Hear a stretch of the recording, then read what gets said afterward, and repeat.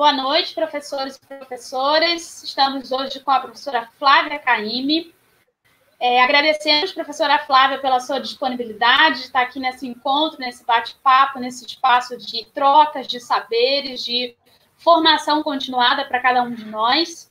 Boa noite, Vitória. Vamos para mais um debate, ajudando aí com a mediação das perguntas, trazendo questionamentos para que a gente possa aprender sobre a aprendizagem, que é o tema da noite de hoje. Passo a palavra para a Vitória e, na sequência, para a professora Flávia. Obrigada, Marcela. Boa noite a todos e todas. Obrigada pela presença. Agradeço muito o aceite da professora Flávia por estar aqui com a gente, estar compartilhando, né? Quero dizer que eu sou fã dela. E tem mais gente aí também, né? Eu queria registrar a presença da nossa coordenadora do curso de licenciatura em História da UFVJM, a professora Elizabeth Seabra, e dizer que esse é um projeto de extensão da Universidade Federal dos Vales do Jequitinhonha e Mucuri, né, do Laboratório de Práticas de Ensino em História, o LAPEIS, e eu vou apresentar rapidamente, né, a trajetória. A gente que é da área, todo mundo, né, conhece a professora Flávia Caymmi. Ela tem graduação em História pela Universidade de Passo Fundo, ela tem mestrado em Educação pela mesma universidade e doutorado em Educação pela Universidade Federal do Rio Grande do Sul. Tem uma vasta atuação na área, né, de pesquisa, trabalhando com a questão da aprendizagem. Eu não vou nem, né, falar muito, porque senão a gente vai ficar, né, o tempo todo aqui falando. E vou passar a palavra para ela e espero que a gente tenha um excelente debate hoje, né, um excelente bate-papo. E, novamente, muito obrigada pela presença. Boa noite, Vitória, Marcela, boa noite, Beth, que também está aqui conosco, e todos os demais que eu não vejo, ainda não aparece para mim quem são, mas sei que são colegas da rede, colegas das universidades, dos institutos, e é um prazer imenso estar aqui com vocês. Vou dizer já de imediato, antes até de agradecer o convite, vou dizer que esse espaço virtual não é uma zona de conforto para mim. E quando eu digo isso, eu digo para que vocês se solidarizem comigo e entendam a minha situação aqui de um certo desconforto. Mas estou aqui com muito prazer, me sinto assim, agraciada, tenho gratidão pelo convite que Vitória e Marcela me fazem. Quero parabenizar a iniciativa do laboratório, desse grupo que leva à frente esse projeto tão importante, e dizer assim como é bom a gente ter esse espaço que as colegas criaram e que nas terças e quintas assim se tornou já uma tradição recente para nós, porque são tantas as perdas, né, que nós temos tido nesse período aí recente. E este espaço é um ganho assim que nos alegra muito. Então, quero dizer que me sinto também responsabilizada por estar aqui frente a esse grupo de colegas aí que nos acompanha, que é um grupo qualificado, e também frente aos colegas que me antecederam nesse espaço de bate-papo, nesse espaço de debate. Então, me sinto assim, grata pelo convite e também responsabilizada por estar aqui, né, falando para um grande grupo, e que bom ver agora a Vitória. Eu não estava vendo ninguém, agora eu vejo a Vitória, já me sinto mais feliz. E agora a Marcela. Cláudia. Tá bom, é bom vê-las. É bom vê-las para eu não falar para mim mesma frente à tela. Mas, então, o tema que me foi proposto, o tema das aprendizagens da história, é um tema vasto, né? Então, eu começo dizendo do recorte que eu faço. Antes até do recorte, eu quero dizer do meu lugar de fala. E eu não vou dizer do meu lugar de fala como um lugar comum que a gente inicia sempre dizendo de onde fala. Eu vou dizer de onde eu falo porque eu vou colocar um álibi para a minha fala, que é o fato de que é um tema vasto e é um tema complexo, o tema das aprendizagens, em especial da aprendizagem da história. Nós podemos abordar esse tema de diferentes recortes, com diferentes vertentes, né, enfim, recortes teóricos. Eu quero justamente trazer esse álibi de dizer que eu vou falar desse tema exatamente reconhecendo esta pluralidade. Então, eu tenho uma trajetória na minha relação com as teorias, com os autores, que é uma trajetória plural. Eu não tenho, assim, plural, eu não quero dizer eclético. Eclético é uma mistura de coisas, né, de qualquer forma. Eu quero dizer plural porque educação e educação escolar, processos educativos escolares e aprendizagens são fenômenos complexos. E para fenômenos complexos, nós não podemos atribuir respostas simples.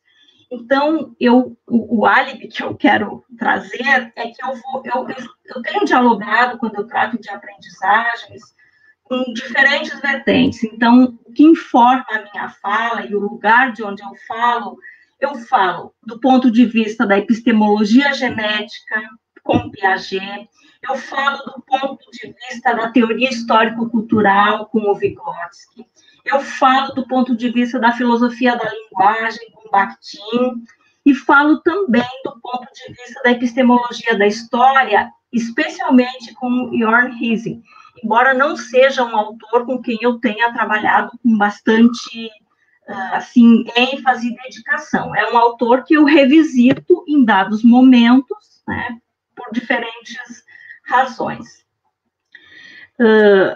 Então, com o Jörn Hissing, especialmente a teoria da história e a didática da história, né? E eu peço para Vitória fazer a gentileza de colocar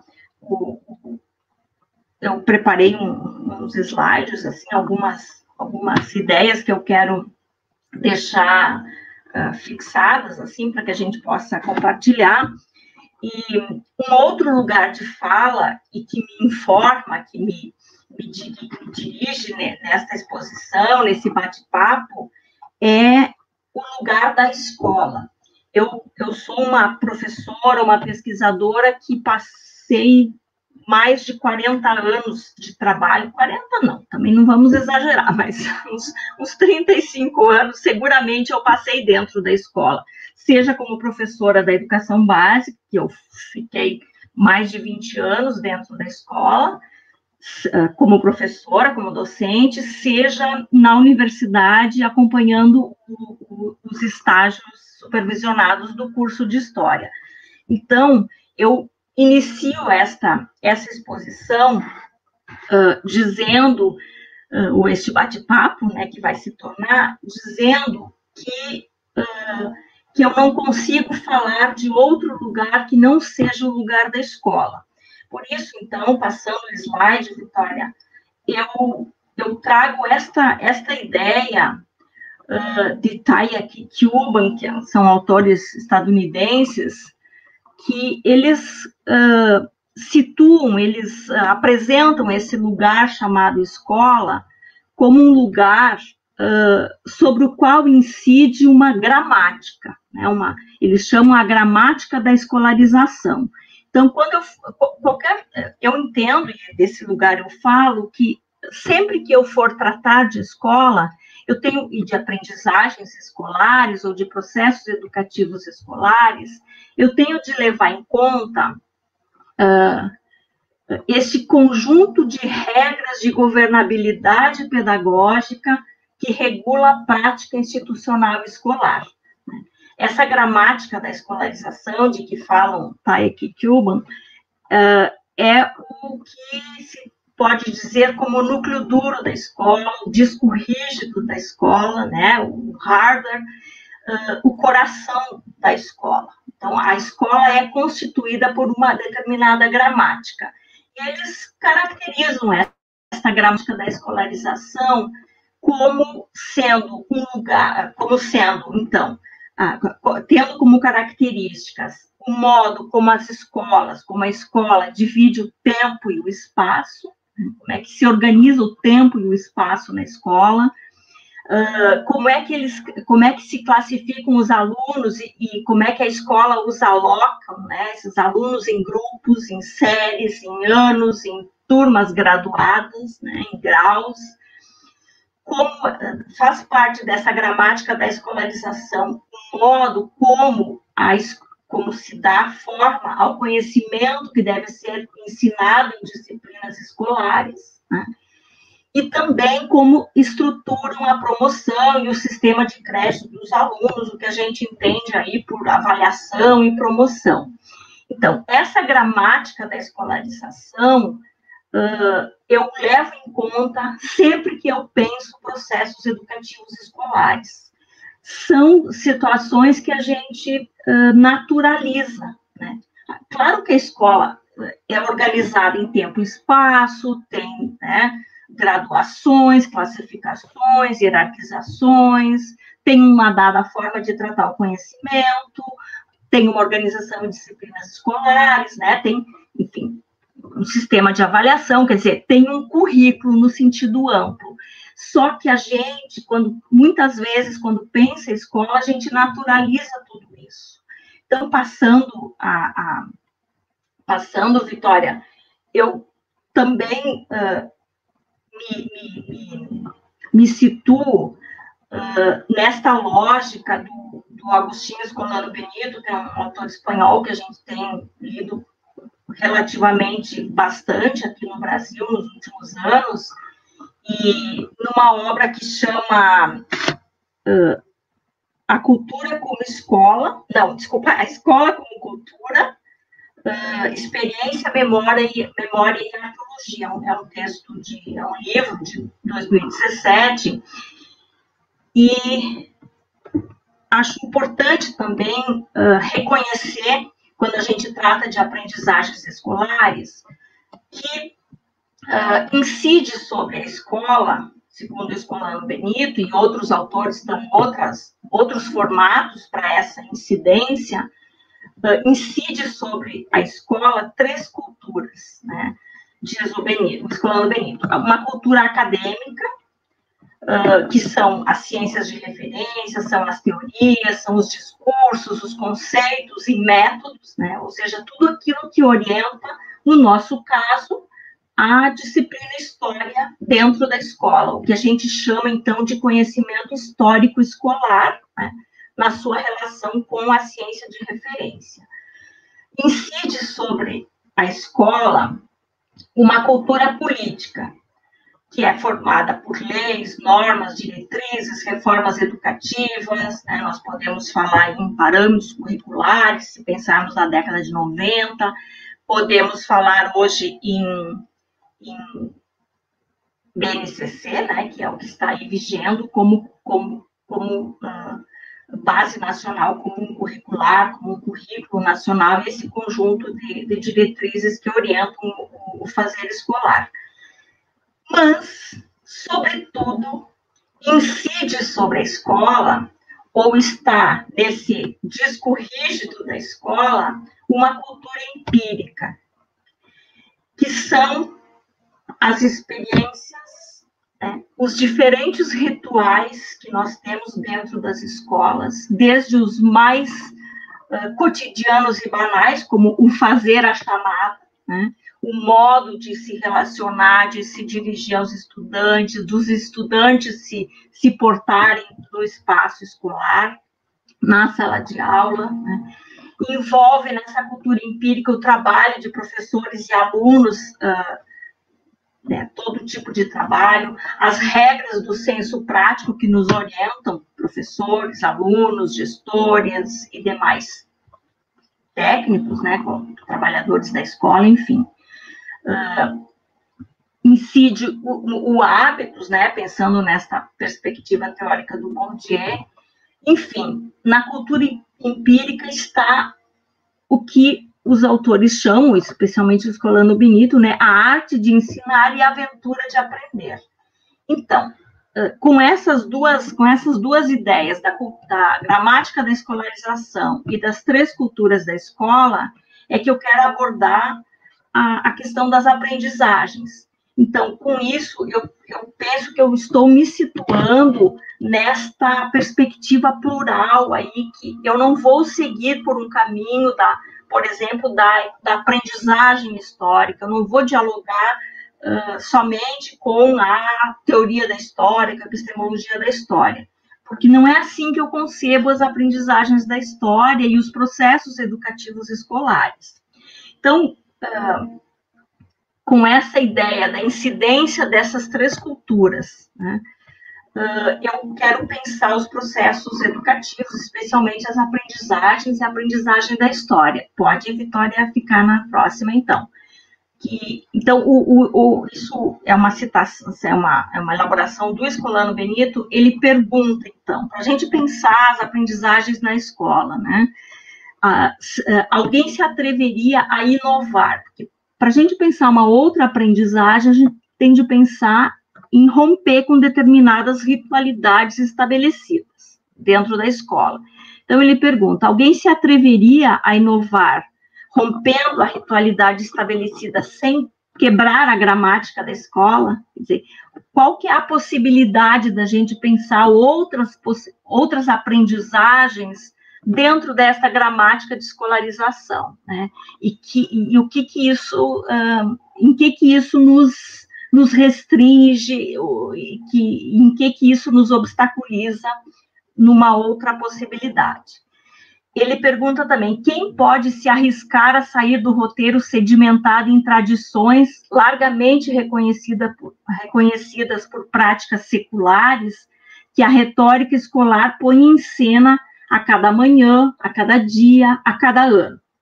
E, por fim, ele pergunta, como escapar ao protocolo programado do tempo, às prescrições do espaço, né? Quando a gente fala em tempo, a gente tem de pensar o tempo de um período, de 2 períodos semanais da aula, da sala de aula, as prescrições do espaço, assim, então, entendendo sala de aula, né, muitas vezes numa perspectiva muito restrita das 4 paredes, entendendo a aula como a sala de aula, né, ao ordenamento do currículo e também as expectativas da comunidade, né, muitas vezes as expectativas que a comunidade escolar ou a sociedade, de um modo geral, tem sobre a escola também são fatores obstaculizadores. Então, com essas 3 perguntas, obviamente que a gente não tem resposta para elas, eu acho que é importante fazer essas perguntas, né? Eu vou passar adiante, então, e vou trazer aqui uma frase de efeito que eu já tenho usado ela em outros momentos, assim, e que eu não consigo me libertar dela, porque eu vejo nela a expressão, assim, uma espécie de síntese, né, daquelas, uma das frases mais impactantes. Pois é, tá aqui, Arnaldo, né, fazer o quê? Eu não consigo me lembrar dela. Mas, então, o que eu, né, encaminhando já para o tema e para a segunda parte final da minha breve exposição, então, eu não consigo pensar a aprendizagem da história, né, em processos educativos escolares, fora da cultura da escola, né?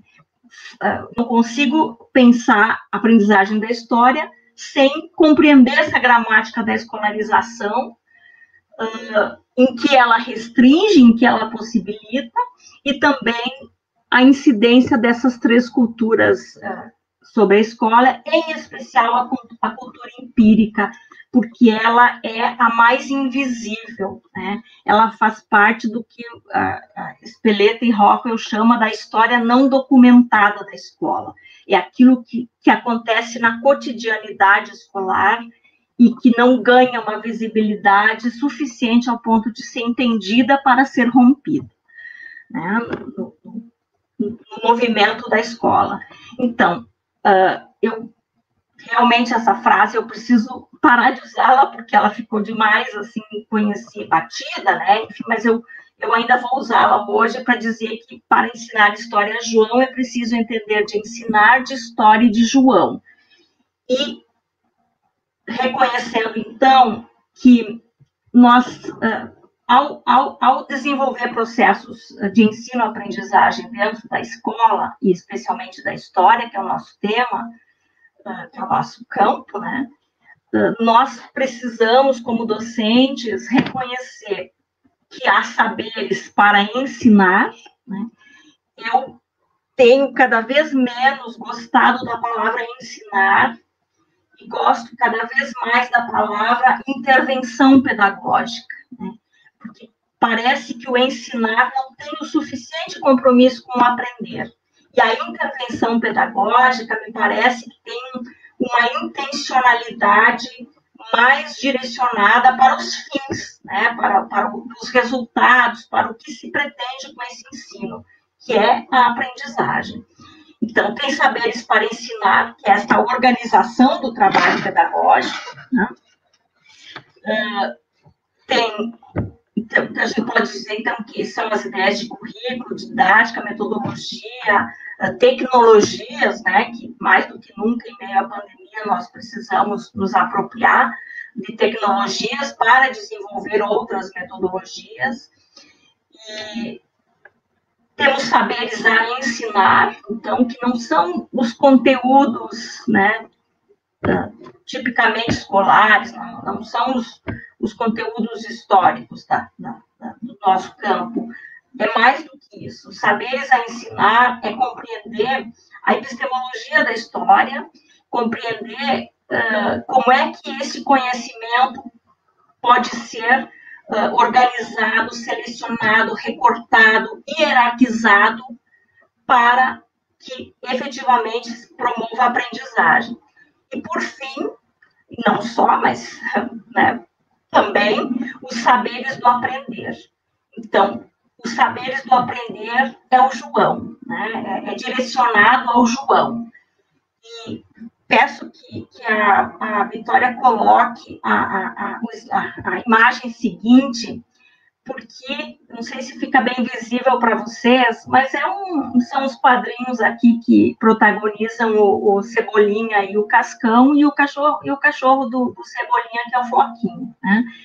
Aí o Cebolinha chama o Cascão com bastante entusiasmo e diz: Cascão, ensinei o Floquinho a assobiar.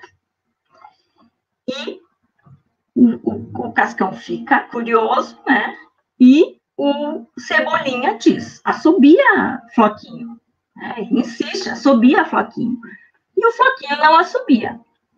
E aí o Cebolinha diz uma coisa bárbara: eu disse que havia ensinado, não que ele havia aprendido. O que significa isso? Significa que nós assim, estamos muito focados, né, no ensinar e menos focados no aprender, né, ou nos saberes do aprender. Né. E então, ao tratar de aprendizagens, né, eu quero dizer assim que o saber ensinar história a João, não é? Que implica saber ensinar, implica saber história e entender do João, eu estou num momento assim de entender que obviamente que essas três né, situações elas são realmente importantes, né? Mas eu acho que elas não se equivalem suficientemente. Assim, eu entendo que nós precisamos fazer, e olha, eu não estou aqui defendendo, não estou defendendo psicologia, psicologismo, né? Eu estou defendendo uma perspectiva que também dialoga com a epistemologia da história, mas que não prescinde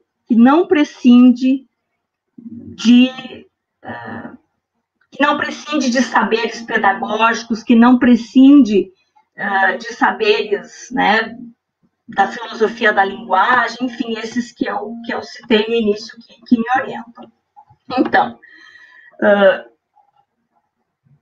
eu passo adiante, Vitória, eu realmente já tentando passar adiante para fechar, eu vou abordar o tema das aprendizagens em 4, o que eu chamei aqui de linhas de força, 4 potências, 4 ideias-chave, né? Que é a concepções de ensino e de aprendizagem, o lugar dos conteúdos, a linguagem, o papel da linguagem e a progressão do conhecimento histórico. Eu vou precisar ser rápida, assim, ser breve, porque realmente já são, né, quase 19 horas, e quero dizer que quando eu quando eu escolho, quando eu seleciono essas 4 linhas de força, eu estou deixando de tratar 40 outras linhas de força, né, que dizem respeito à aprendizagem da história, ou à aprendizagem de um modo geral, mas especialmente a aprendizagem da história. Por exemplo, aqui não tem temporalidades, não tem espacialidades, não tem causalidades e multicausalidades, não tem imaginação histórica, não tem ideias prévias, né?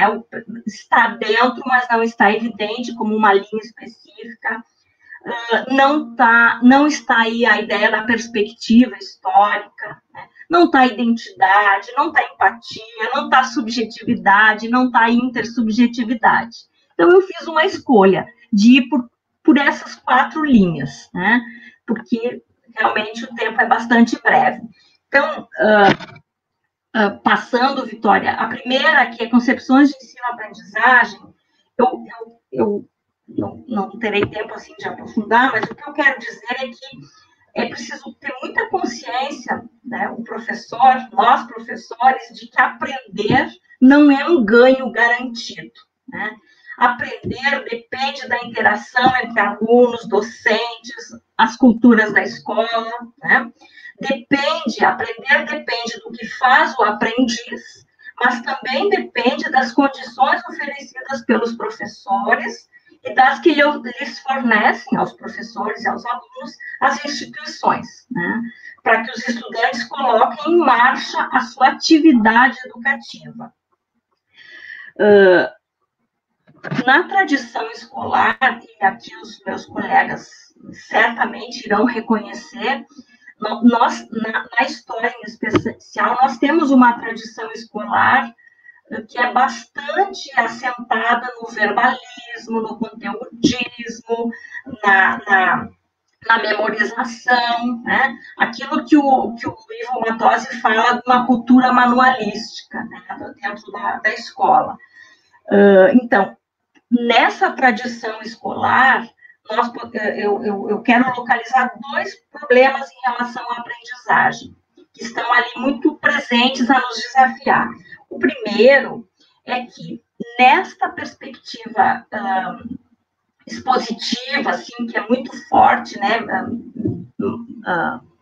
nessa tendência manualística, essa perspectiva de aula expositiva, de um professor que transmite, a atividade cognitiva mais sofisticada nessa tradição é protagonizada pelo professor, pois é ele quem lê, quem seleciona, quem interpreta, quem organiza, quem sistematiza, quem hierarquiza, quem elabora o conhecimento para ensinar, né? Em suma, o professor planeja o que ele próprio dirá ou fará em aula, né? Com menor ênfase em planejar o que farão os alunos nesse processo educativo, ou seja, qual que é a atividade cognitiva que cabe ao aluno. Eu dizia muito para os estagiários, quando eu os acompanhava, que agora deixei de acompanhar, nos estágios, eu dizia, a aula está muito boa, a aula está super organizada, tem começo, meio e fim, tá ótima, só que falta um detalhe nessa aula, falta o João, né? Essa aula não tem aluno, é uma aula toda feita para ti, e aluno não tem, né? Então, isso é um problema, isso é um grande problema. E uma segunda questão dessa tradição escolar é que nós acabamos, nesse modelo de transmissão, nós acabamos descuidando de ensinar os processos e as práticas discursivas, né? Os usos da linguagem, então os processos e práticas discursivas e os processos e práticas de pensamento, né? Ou seja, ensinamos os conteúdos e não ensinamos os nossos mais valiosos saberes, que são os modos de questionar, os modos de aprender e de pensar uma área de estudos. Então, eu deixo aqui, nem vou entrar muito, em duas perspectivas, duas que não se excluem, mas que são duas ideias de aprender, né? Aprender implica reconstruir o sistema de noções e métodos de um campo, dominando, né, os instrumentais que são próprios desse campo, e também trazendo aqui um autor que nos orienta bastante, né, no campo da história, especialmente da didática da história, mas no ensino da história também, que a ideia de que o aprendizado histórico é entendido como processo de formação da identidade e orientação históricas mediante as operações da consciência histórica. Eu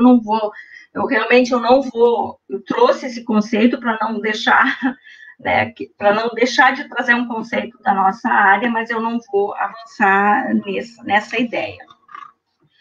Uma segunda linha de força que eu gostaria de abordar diz respeito ao lugar dos conteúdos, né?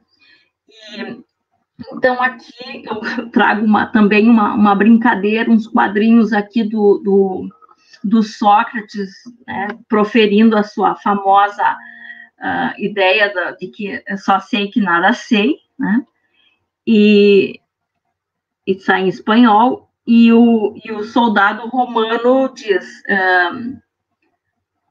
desprestigiando o nosso sistema educativo, e enche ele de flechada, quer dizer, nós trabalhamos com uma ideia de conteúdo como um fim, né? O conteúdo é um fim, e muitas vezes um fim em si mesmo, nessa tradição que tanto nos impõe restrições e obstáculos, essa tradição escolar. E essa tradição do conhecimento histórico escolar, né, da prática histórica escolar.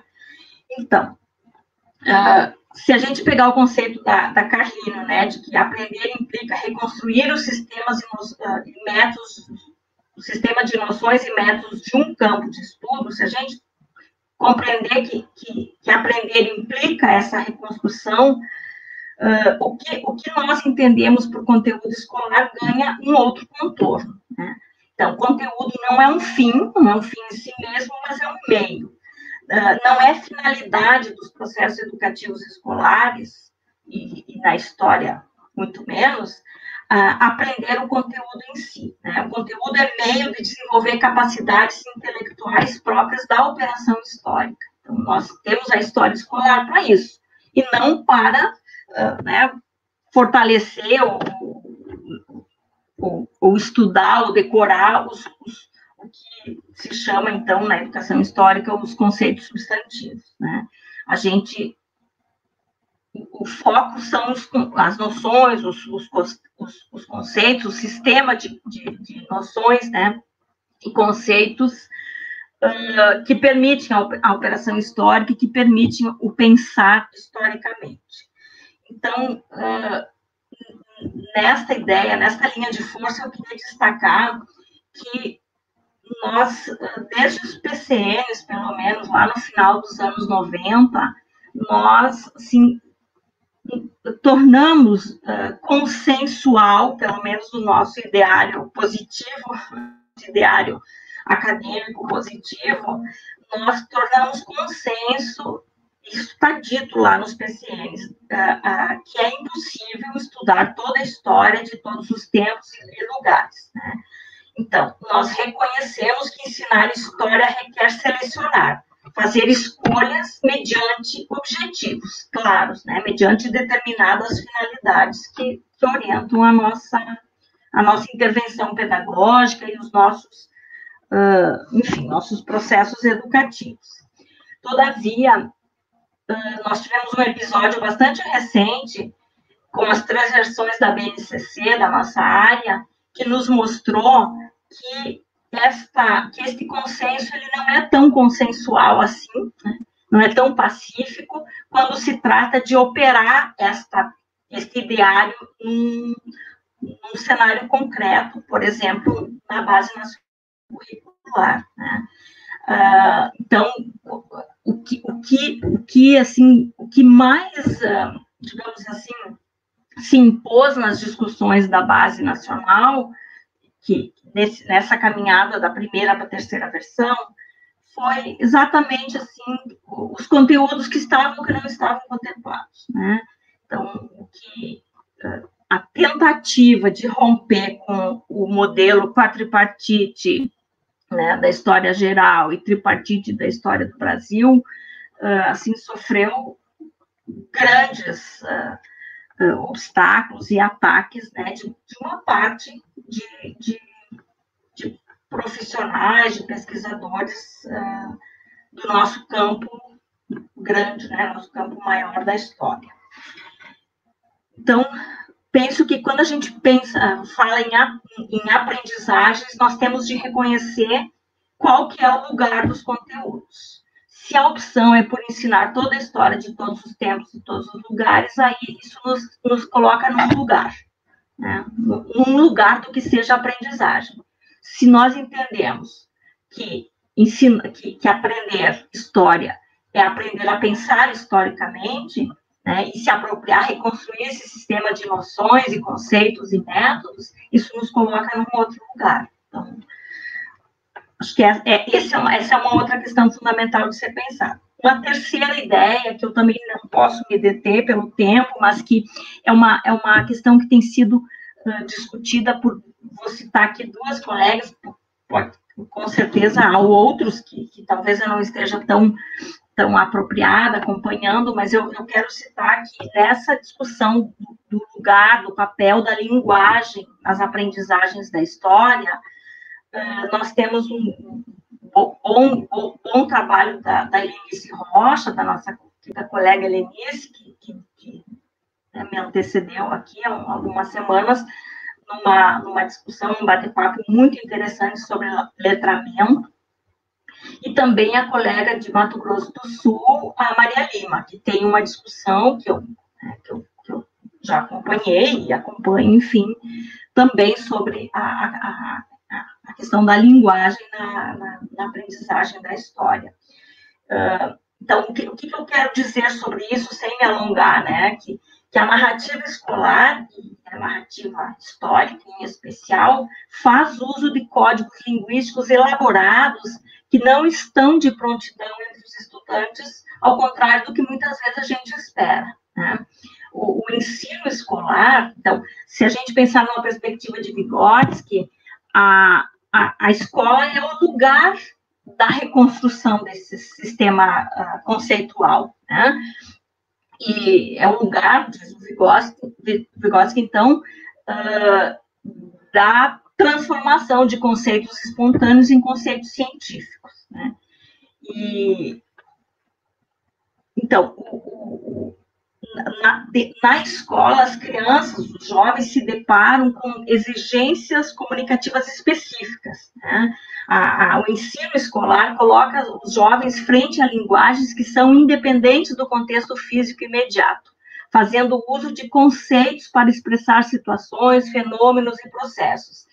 E eu me lembro do bate-papo da Helenice, que ela trouxe o exemplo da netinha dela, da neta mais velha, que se deparou com o conceito de sedentário, né, sedentarismo, um conceito substantivo da história, e que ela associou isso a uma vida sedentária, que é uma vida, né, sem atividade física, e, portanto, sedentária, né, como nós tratamos cotidianamente o termo.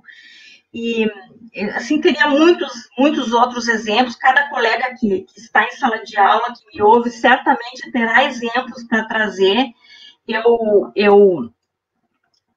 me lembro uma situação de que uma estagiária minha, que estava fazendo estágio com 6º ano, a antiga 5ª série, ela chegou uma certa feita para mim e disse, muito assim, impactada, disse, Flávia, você acredita que os alunos, na época era a 5ª série, que os alunos da 5ª série não sabem o que é legado? E eu disse, eu acredito sim, eu acredito, porque existe um código linguístico que é próprio da escola. Então, legado, eu brinquei assim com um exemplo, eu disse, quando o teu aluno sai da escola às 11h45 da manhã e vai correndo para casa, ele chega em casa e ele não diz assim para sua mãe, mamãe, qual aspecto, qual elemento do legado culinário da nossa família que a senhora vai hoje efetivar no nosso almoço, né? Não é assim que a criança se expressa. Ela diz, mãe, o que tem para comer? Qual é que é o rango hoje que eu estou morrendo de fome? Então, legado não é uma palavra que está, né, cotidianamente. Então, é um código linguístico que é próprio dos processos, né, que é uma exigência comunicativa específica. Aí a gente poderia ter muitos outros exemplos. E também, assim, sem muita ênfase, eu queria dizer de um outro aspecto que tem a ver com a linguagem, que é o papel da pergunta na escola, né? A pergunta, cotidianamente, quando a gente está numa conversação cotidiana, a pergunta, ela tem sempre uma finalidade específica. Eu pergunto porque eu quero saber uma informação, né? Assim, eu quero saber a resposta que eu provavelmente não sei, então eu pergunto para saber a resposta.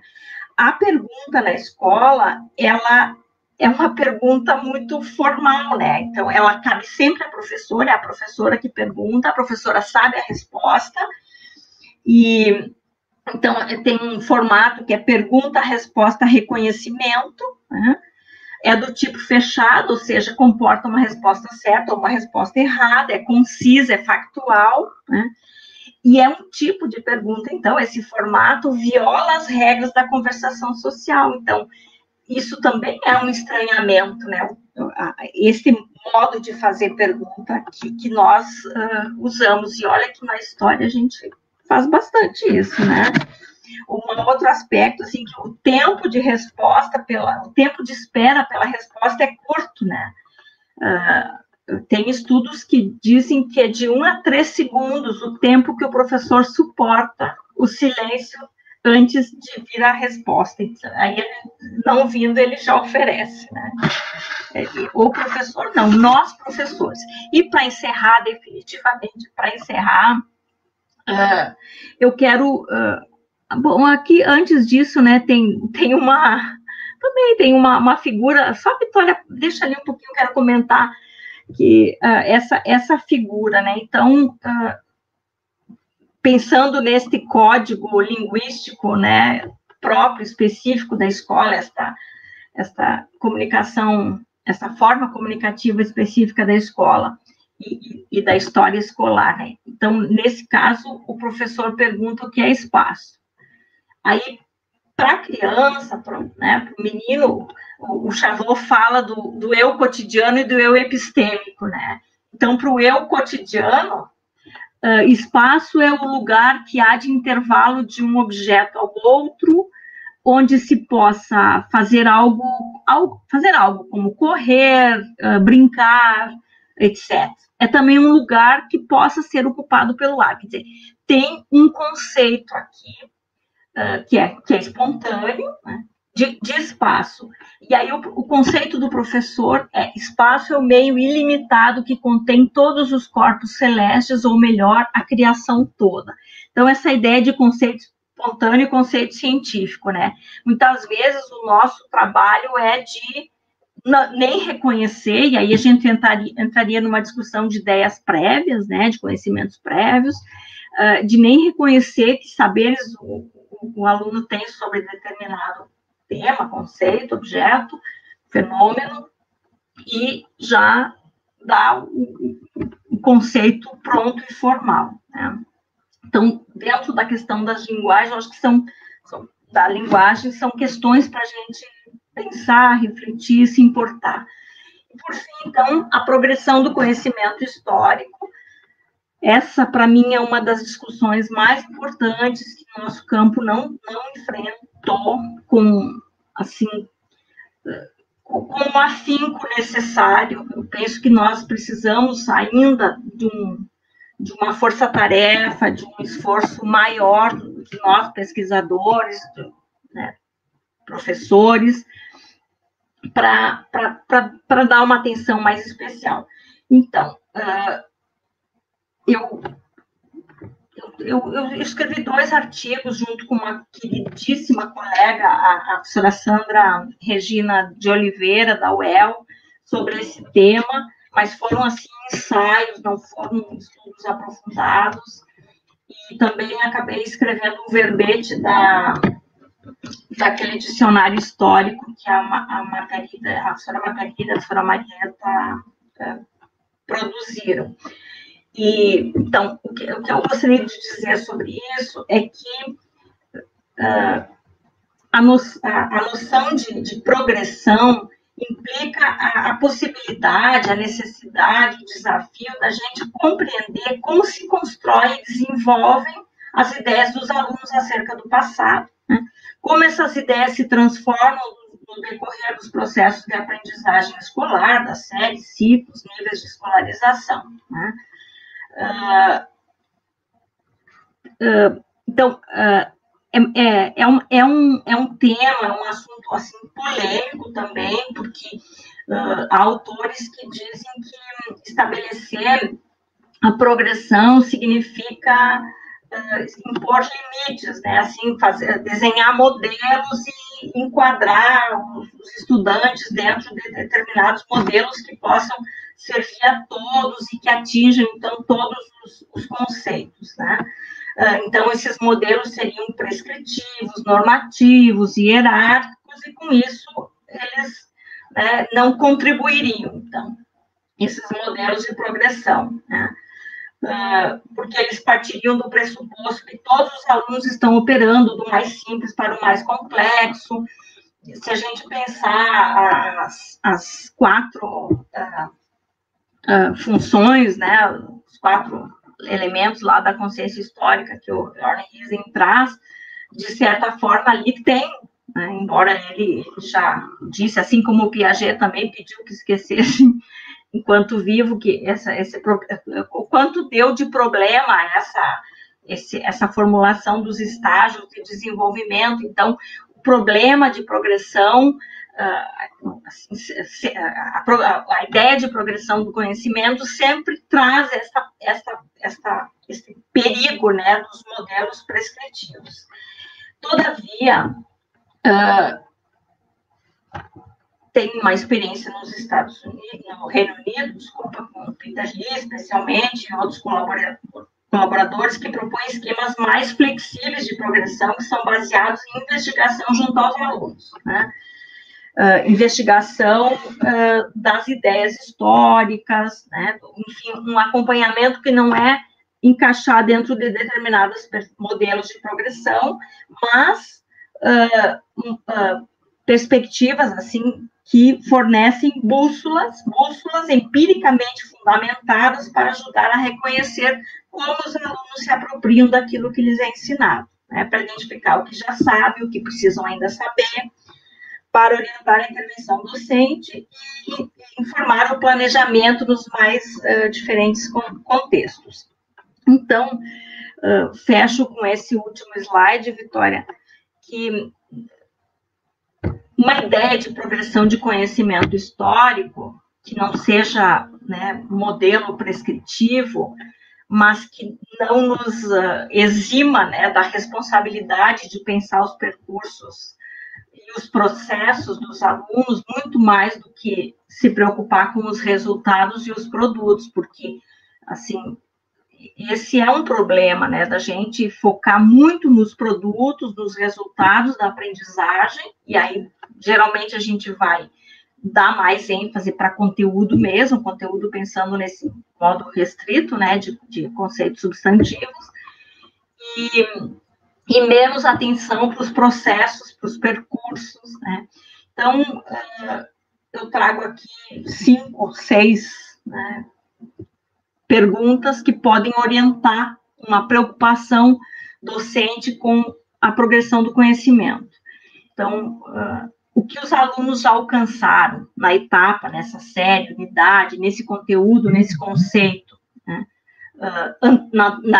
Ou na etapa anterior, quer dizer, o que os alunos já alcançaram na etapa anterior, em relação, né, pode ser a série, a unidade, o conceito, o que eles já alcançaram e como isso afeta o tom da intervenção na etapa seguinte.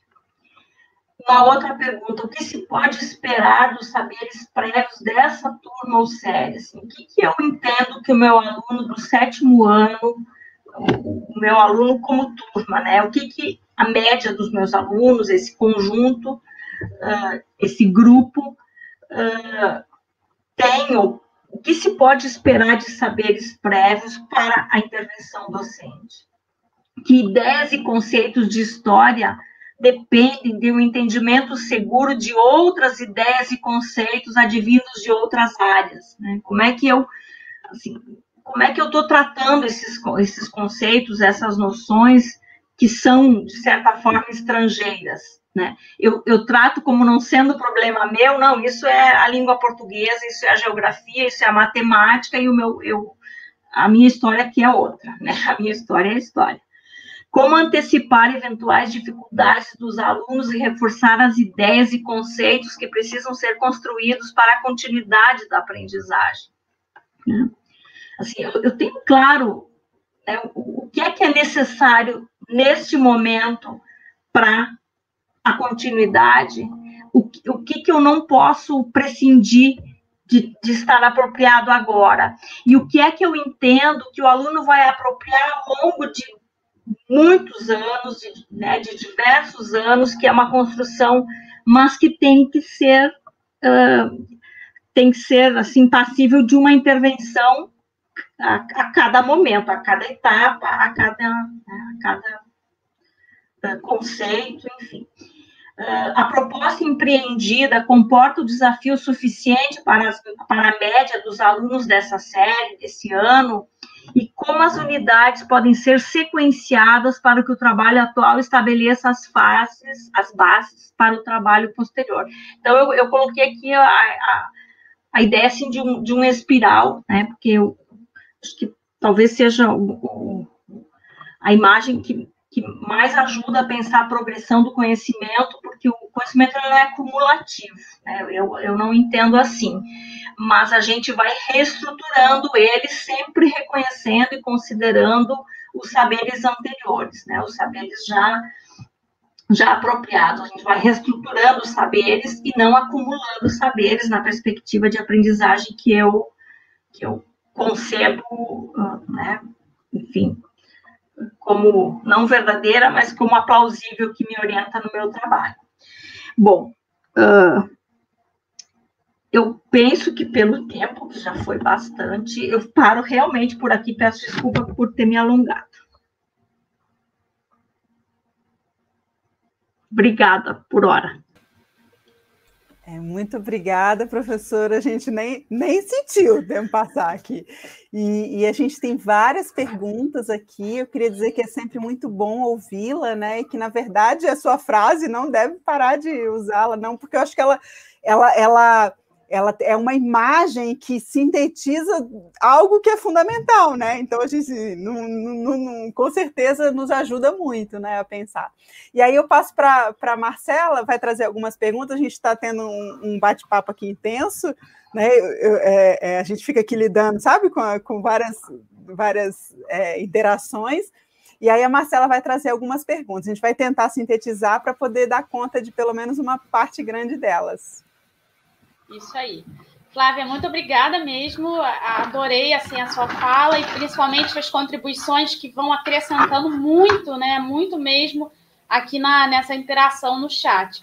Eu juntei duas perguntas, Flávia. A primeira foi feita pela professora Thaís de Almeida, que questiona como você pensa os processos de aprendizagem face aos livros didáticos, as atuais modulações que nossos livros assumiram nas últimas décadas. Então, trazendo essa questão dos livros didáticos, eu também junto com a pergunta do Wagner Torres, que pergunta o seguinte: professora, como a senhora analisa a relação entre as competências e habilidades e os saberes históricos escolares inscritos nos livros didáticos aprovados no último PNLD?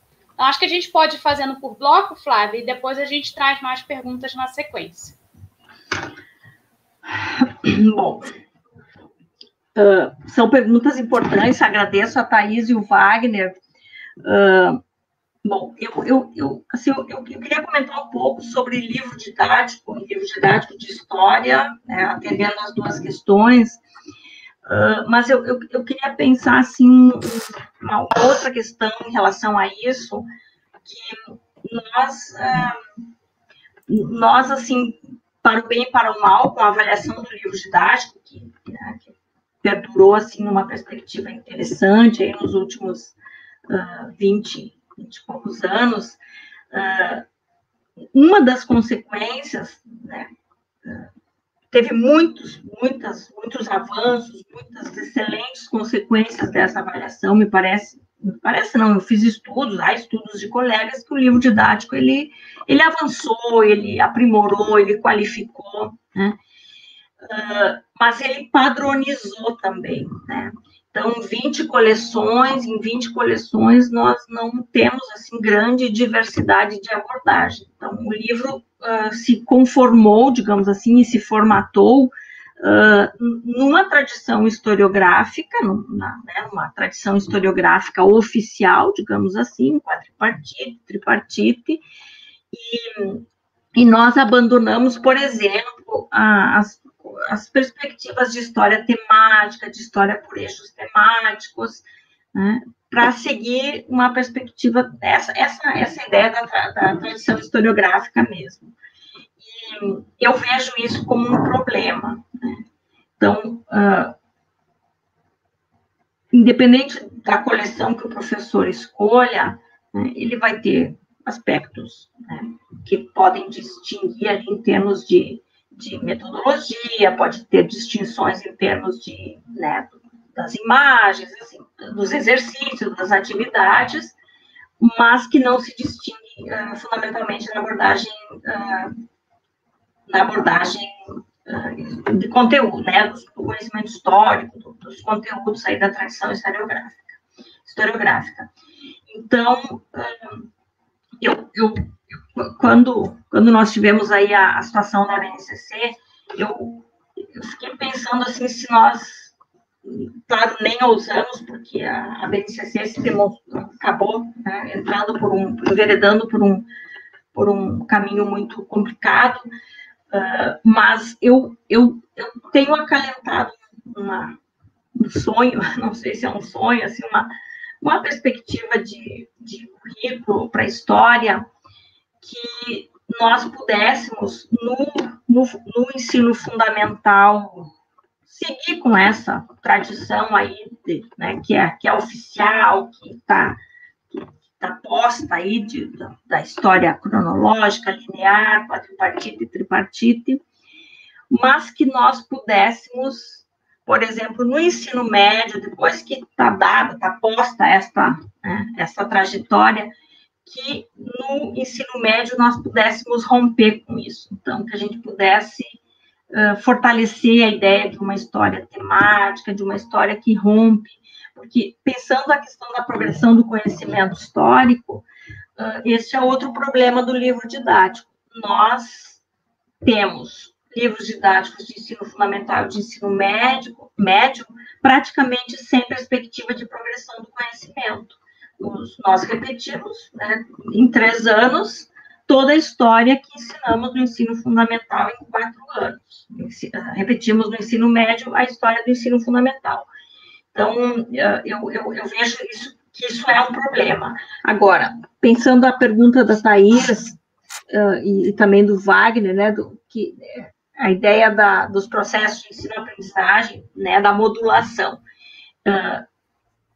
Eu penso que nós precisamos fortalecer o trabalho docente, nós precisamos fortalecer o professor, nos fortalecer como professores, para fazer o melhor uso do livro didático, né? Recusando no livro didático tudo aquilo que não contribui, que não diz respeito à especificidade da turma, ao nosso projeto, né? ao que nós entendemos como ensino-aprendizagem, a nossa perspectiva de história, e tomando nele aquilo que nós entendemos que ele contribui para a nossa intencionalidade docente, para a nossa intervenção docente. Então, para não me estender, eu penso que nós precisamos usar com parcimônia e saber recusar no livro didático aquilo que tem de ser recusado e fazer bom uso daquela potencialidade que a gente, de acordo com a nossa perspectiva, historiográfica, teórica, metodológica, epistemológica, didática, que a gente reconhece como potencial. Legal. Eu vou engatar aqui mais 2 perguntas, tá? O que vai, acho que é um bom encaixe. O Walter Guimarães Soares, ele diz o seguinte: Flávia, concordo com a Vitória, você tem sido uma inspiração, pois uma estudiosa brilhante. Uma questão: como saber se Joãozinho aprendeu história? Qual a substância da aprendizagem histórica? E aí eu emendo com uma outra pergunta aqui, da professora Maria Lima. Deixa eu achar. Flávia, tenho notado que Tenho notado que as discussões em torno da aprendizagem têm crescido no nosso campo de pesquisa. Nesse processo, tenho percebido uma nuance. A forma como se nomeia as relações entre aprendizagem e história expressa no que estou considerando de indícios de disputas. Temos a aprendizagem histórica, aprendizagem da história, aprendizagem de história, e ela conclui aqui. E o título da sua fala aqui hoje, muito provocativo, aprendizagens em ensino de história. O que você acha disso? É uma questão semântica? Tá, obrigada, Maria, querida. E, desculpa, o primeiro é o... Não, Wagner, foi Walter? Walter, isso. Né? Tá, só não tinha notado. Olha, são questões super bacanas, assim, importantes. Eu não sei se eu sei responder, eu vou dizendo assim, o que eu penso disso. Walter, como saber se o Joãozinho aprendeu? Veja, primeiro assim, aprendeu o quê? Né? O que eu quis ensinar? Se eu quis ensinar conceitos substantivos, as fases da Revolução Francesa, né, as capitanias hereditárias, eu sei como é que ele aprendeu, porque eu, né, faço lá as perguntas certas e ele manda as respostas certas e tá ok, eu mando as respostas erradas, né? Obviamente que não é dessa perspectiva de aprendizagem que a gente está falando, né? Então, eu estou pensando uma aprendizagem uma apropriação desse sistema de noções, de conceitos, de métodos que viabilizam a operação histórica e o pensar historicamente, ou seja, eu penso que a finalidade última da história é que eu não vou usar a perspectiva do Riesen, né, da orientação para a vida prática, eu vou usar a minha perspectiva, assim, que é o que eu tenho dito, porque eu sou rebelde, assim, eu não me filio tão facilmente, assim, mas eu entendo que a história tem de nos permitir, nos ajudar a dar inteligibilidade para o mundo, né? Para a vida da gente, para o que a gente vê na televisão, para o que a gente lê nos livros, enfim, que tem um pouco a ver com isso da orientação para a vida prática que o Riesen traz. Mas, enfim, eu penso que a gente tem de oferecer condições para que os alunos façam uma inteligibilidade do mundo. E não é do mundo presente só, mas é também. Né? Acho que é o tempo presente e é a perspectiva do passado também.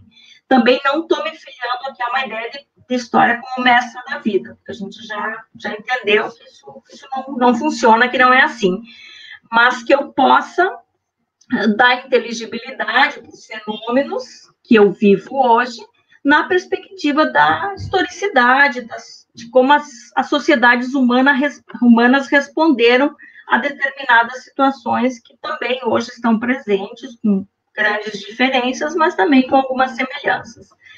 E, então, como saber se o Joãozinho aprendeu? Primeiro, eu tenho que saber o que eu queria que ele aprendesse, né? É difícil eu ver, assim, cada um o que aprendeu em termos de apropriação desse sistema de noções e conceitos. É muito mais difícil isso do que eu ver o que ele aprendeu em termos de conceitos substantivos, né? Lógico. Agora, eu penso que uma forma, assim, de a gente acompanhar um pouco esta progressão do conhecimento, como é que o aluno vai avançando, vai se apropriando, eu penso que a gente tem de criar espaços de fala na sala de aula, né? A aula tem de ser dialógica. Eu não posso escutar o meu estudante só lá no dia da prova, né, ou da atividade avaliativa. A sala de aula ela tem de ser um espaço dialógico, ela tem de ser um espaço de construção e de troca de ideias. Então, eu acredito muito numa coisa que os pedagogos falam, que é a avaliação diagnóstica e a avaliação formativa, né? Fizemos uma discussão dessas com a Juliana, aqui na Universidade de Passo Fundo, no primeiro semestre, né, no semestre que encerrou, e foi muito produtiva. E eu penso que é isso, o professor ele tem que fazer aquelas perguntas todas o tempo todo, aquelas perguntas do último slide, para que ele vá, né, planejando, replanejando a intervenção docente. A gente não avalia para medir o resultado do conhecimento. Acho que a gente avalia para compreender que processos e que percursos cognitivos esse estudante, né, ou essa turma, esse grupo está fazendo e como é que eu preciso regular a minha intervenção docente, então. Para ser rápida também, Maria, eu concordo muito contigo que nós estamos, assim, avançando nas discussões sobre aprendizagem no campo da história. Eu acabei de orientar, já faz alguns meses, eu quero até destacar o trabalho da Letícia Mistura, que é uma orientanda, é mais que uma orientanda, é uma parceira de trabalho, a gente vem, ela já terminou o mestrado, a gente vem trabalhando juntas desde a graduação, e é uma grande interlocutora que eu tenho, e a Letícia acabou de fazer a defesa de uma dissertação intitulada Entre tensões e proposições, o estado do conhecimento sobre a aprendizagem histórica no Brasil em dissertações e teses 2005 e 2018. E ela constituiu um corpus documental de 63 dissertações e teses, são 48 dissertações e 15 teses, sobre a aprendizagem histórica. Ela usou alguns descritores, em especial da aprendizagem histórica. Então, assim, o estudo dela teve muitos resultados, digamos assim, muitas conclusões, mas eu gostaria de destacar uma questão, assim, que ela traz, que me parece que é das mais importantes, que, assim, esses estudos de aprendizagem, sobre aprendizagem, olha que 63 aí em 13 anos é um número interessante. E claro que os descritores sempre podem nos falhar no sentido de deixar algumas outras coisas fora, que não entram naquele descritor, embora faça várias varreduras. Mas o que ela percebeu nesses 63 trabalhos, e o critério foi trabalhos que entrassem na sala de aula, porque isso é outro problema, assim, que a gente, para estudar aprendizagem, fundamentalmente a gente tem que entrar em sala de aula e fazer pesquisa e intervenção, pesquisação, né, enfim, experimentação não seria uma palavra adequada, mas, enfim, a gente tem que fazer pesquisa e intervenção, tem que promover os processos que a gente quer compreender, né, em sala de aula, ou pelo menos olhar os processos acontecendo. Então, esses trabalhos todos, eles entram em sala de aula, isso é uma coisa absolutamente importante, né? Então, a gente avançou muito nisso, porque quando eu defendi minha dissertação lá em 99, era uma grande lacuna. Então, veja que nesses 20 anos aí a gente avançou absurdamente, e isso é muito bom. Por outro lado, ela mapeou assim, alguns desafios, algumas coisas que estão em aberto, né? Então, uma questão fundamental que ela traz na dissertação, e ela mostra isso com dados, é que ainda nós estamos, mesmo com pesquisa de aprendizagem histórica, nós estamos bastante restritos, digamos assim, a resultados da aprendizagem, né? Então, mapeia-se ideias prévias, o que meu aluno sabia antes, né? Faz a intervenção e o que meu aluno sabe depois, e compara o que ele sabe depois e o que ele sabe antes. E nós precisamos avançar mais, um pouco mais. E aí, nós temos uma hipótese de que, para que a gente avance, nós precisamos ampliar os nossos referenciais, né, os nossos referenciais teóricos. Eu tenho, assim, uma ideia de que tanto nós precisamos avançar nesses estudos da epistemologia da história, né? Absolutamente temos sim de avançar, tem muita coisa para ser pesquisada, mas a minha dúvida é se só com a epistemologia da história nós damos conta da complexidade da aprendizagem. Por isso, então, Maria, que tem campos em disputa aí. A aprendizagem histórica, ela está bastante situada dentro da teoria da história, da didática da história, do que no Brasil a gente trata como, os pesquisadores tratam como educação histórica. E a aprendizagem da história, me parece que é uma perspectiva que reconhece, né, reconhece a epistemologia da história, mas também reconhece outras contribuições, né? Contribuições que vêm, então, da filosofia da linguagem, que vêm da psicologia social, né? Da psicologia, dos estudos da cognição, para não ficar, assim, eu não gosto desses enquadramentos, assim, isso é isso, isso é aquilo, mas, assim, desses estudos maiores aí da cognição, que, em grande parte, são ligados à psicologia social, mas não só. E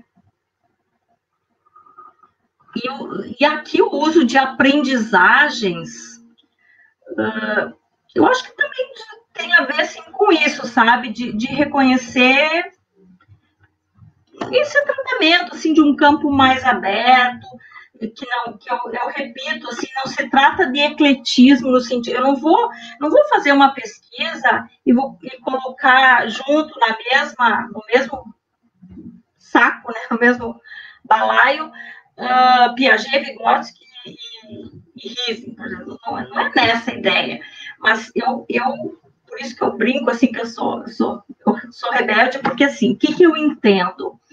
Que nenhum autor ele responde todas as perguntas, nenhuma teoria responde todas as perguntas, porque cada autor ou cada grupo, né, de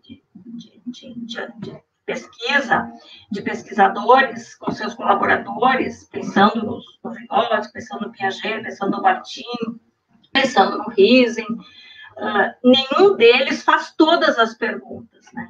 Então, quem não faz todas as perguntas, e nem pode, numa agenda de pesquisa, fazer todas as perguntas, só encontra as respostas das perguntas que fez, né?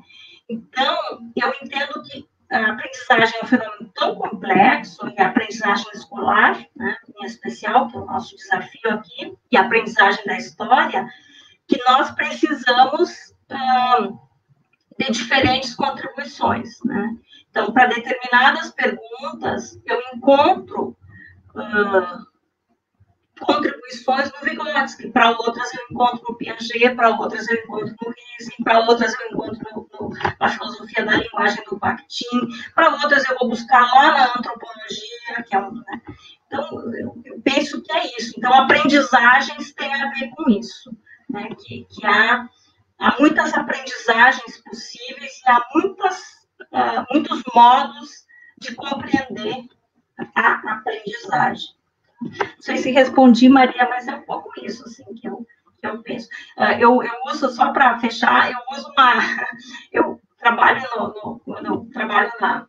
na disciplina de pesquisa em educação, em seminário de tese, no mestrado ou doutorado, eu uso faço uma metáfora assim do martelo e do serrote, né? Que eu vejo assim, a gente não se pergunta o que é melhor, se é um serrote ou um martelo. A gente pergunta, né, para que eu quero usar tal ferramenta. Então, se é o martelo, é para uma função, se é o serrote, é para outra. E eu penso que com os autores é assim, né? Os autores, as teorias, especialmente as teorias, elas, como diz a Cecília Meitner, elas são feixes de luz, né? Elas fornecem feixes de luz, e esse feixe de luz, ele... Será que eu travei? Se alguém me retorna? Te escuto bem, Flávia. Estamos tá, eu fiquei, porque eu vi aqui que... Tá. Então, as teorias, elas fornecem feixes de luz sobre um recorte, sobre um dado aspecto, recorte dos fenômenos, né? Então, os autores, eles não é que eles são bons ou são ruins, né? Piaget é melhor, Vygotsky é melhor, Bakhtin é melhor, Riesling é melhor. Não, cada um fez perguntas, tem contribuições, tem respostas, aí depende do que cada autor está querendo, né, compreender melhor, que recorte da realidade, do fenômeno, eu quero compreender com esta ou com aquela contribuição teórica. Obrigada, Flávia. A professora Vitória, acho que teve algum problema aqui de conexão, deve estar voltando. Mas é só para te agradecer por tudo, Flávia. Acho que você traz vários pontos, vários questionamentos, várias perguntas para a gente que não vão se esgotar. Mas a gente sempre indica também que os colegas presentes possam buscar os seus próprios textos, textos de outros colegas que estão discutindo esses assuntos. Aproveito também para fazer uma propaganda, juntamente com o professor Marcos Bonfim, a gente está à frente da coordenação da organização do dossiê sobre aprendizagem histórica em questão, na revista História Hoje, da UNPU. Então, convido a todos os colegas que queiram, né, possam mandar lá contribuições, vão ser muito bem-vindas. E é isso, Flávia, agradeço, muito obrigada, agradeço também a interação aqui com o pessoal, fui respondendo na medida do possível. Peço também, professores, que vocês divulguem nosso encontro de sábado, vai ser às 15 horas, todo mês a gente faz uma vez por mês o encontro aos sábados, e nesse sábado, atendendo um pedido que veio lá no nosso Instagram, que a gente discutisse sobre gamificação, a gente vai fazer essa mesa aí virtual de debates e estão todos convidados. Então, divulguem, compartilhem e vamos lá. Professora Vitória, não sei se está nos ouvindo ou se está. Sim, muito obrigada, professora Flávia. É uma honra tê-la aqui com a gente, né? Eu queria agradecer também a presença de todos e todas. Queria convidá-los, para quem tem interesse, amanhã a gente vai fazer uma transmissão sobre história pública com a professora Ana Maria Mauad, não é nesse canal, é no canal da PPG CH UFVJM, para quem tem interesse.